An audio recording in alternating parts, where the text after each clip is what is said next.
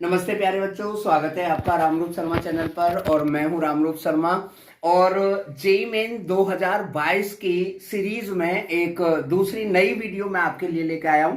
और आप यकीन जरूर करें बच्चे कि मैं आप लोगों के फायदे के लिए ही सारी की सारी वीडियो लेके आऊंगा। और जितने भी आंकड़े होंगे, यानी कि जो भी चीज का एनालिसिस मैं लेके आऊंगा वो 100% परफेक्ट होगा। ठीक है। पिछली भी जो मैंने अप्रैल में फर्स्ट अटेम्प्ट के लिए बोला है, तो उसका भी बहुत बड़ा लॉजिक है। अगली वीडियो में मैं उस लॉजिक को क्लियर भी करने वाला हूं, तो उस वीडियो को भी देखिएगा जरूर।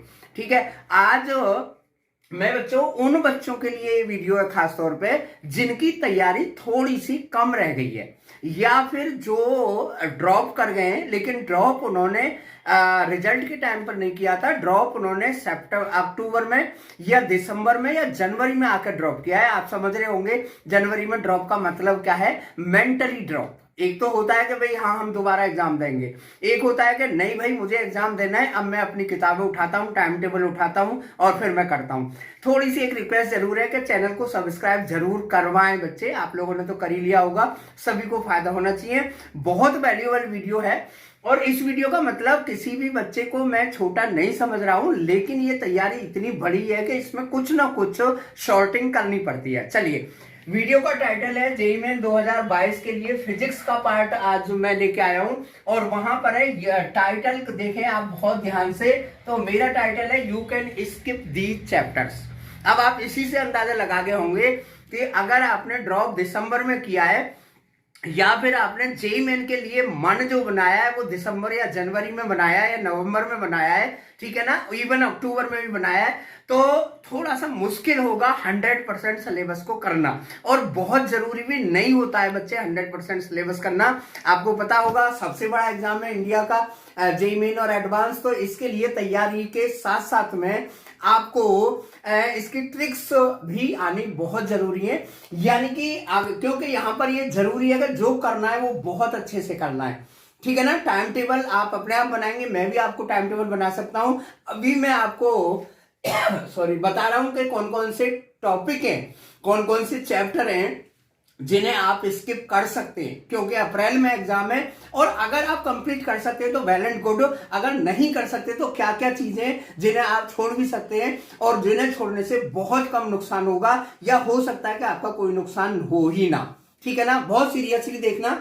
और अगर आपको मेरे वेरिफिकेशन चाहिए मेरी बात का, तो फिर आप पिछले पेपर्स या पिछला रिजल्ट भी देख सकते हैं। चलिए जी, मैं शुरू करता हूं फिजिक्स में 11th क्लास से। आपको पता होगा फिजिक्स जो है 50-50 हो जाती है बच्चों जनरली, है ना। फिजिक्स 50-50 हो जाती है, केमिस्ट्री 50-50 नहीं होती है, मैथमेटिक्स भी नहीं होता है। मैथमेटिक्स और केमिस्ट्री जो है 12 से 60% के अबाउट चली जाती है। चलिए चैप्टर पर चल देता हूं। सबसे जो पहला चैप्टर है वो है प्रोजेक्टाइल। बच्चे ये वीडियो आपके लिए है, आपके पेरेंट्स के लिए नहीं है, ये ध्यान रखना। क्योंकि देखिए हर पेरेंट्स मेरा जैसा ही होता है, वो तो अपने बच्चे से चाहता है कि सब कुछ कर भाई, अब अगर ड्रॉप किया है तो, या अगर तुझे जेईई मेन करना है तो तुझे बहुत कुछ करना पड़ेगा। ऐसा जरूरी नहीं है होना।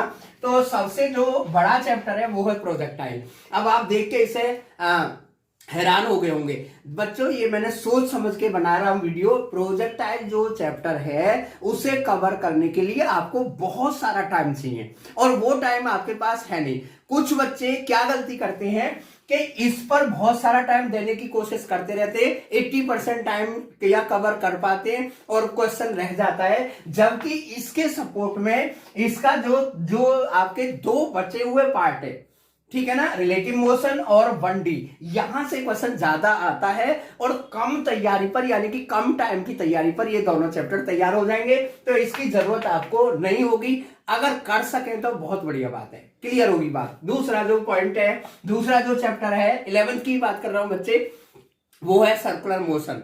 तो सर्कुलर मोशन ये इतने ऐसा मोशन तो है नहीं कि 9 से क्लियर के बराबर में हो जाएगा।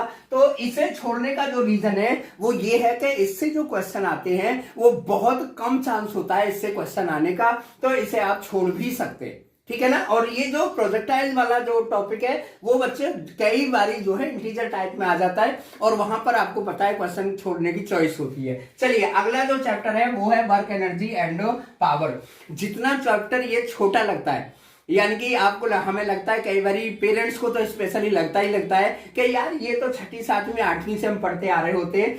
तो बच्चों ध्यान रखना है, आपको पता भी होगा, पिछले पेपर भी उठा कर देख सकते हैं कि ये जो क्वेश्चन आता है वो मिक्स्ड में आता है बच्चों, है ना। और इंटीजर टाइप में भी मिक्स्ड आता है, यानी कि किसी के साथ मिला हुआ आता है। तो हम उस पार्ट को कर सकते हैं और इस पार्ट को छोड़ सकते हैं। और ये वो ही चैप्टर है जिन्हें तैयार करने में आपको काफी टाइम लगेगा और जिनकी प्रैक्टिस बहुत ज्यादा होने की जरूरत है। अगला जो चैप्टर है वो है, हाँ, तो जो अगला चैप्टर है वो है प्रॉपर्टीज ऑफ सॉलिड। ये जो प्रॉपर्टीज ऑफ सॉलिड का जो चैप्टर है बच्चों, इससे जो क्वेश्चन है वो डिफिकल्ट आता है। यानी कि मैं इसे छोड़ने के लिए इसलिए कह रहा हूं कि आप इसकी जगह पर और 3-4 क्वेश्चन का तैयार कर सकते हैं। कभी कभी हम बहुत जिद में आ जाते हैं और जो डिफिकल्ट चैप्टर है, जो लेंदी चैप्टर है ना, क्योंकि इसमें जो है बहुत सारे मैथमेटिक्स की जरूरत होगी, तो वो बहुत सारा टाइम आपका कंज्यूम कर जाएगा और आप बहुत सारी चीजों को छोड़ पाएंगे, छोड़ देंगे, या फिर वो वीक हो जाएंगे आपकी। चलिए जी, अगला जो पार्ट है वो है सरफेस टेंशन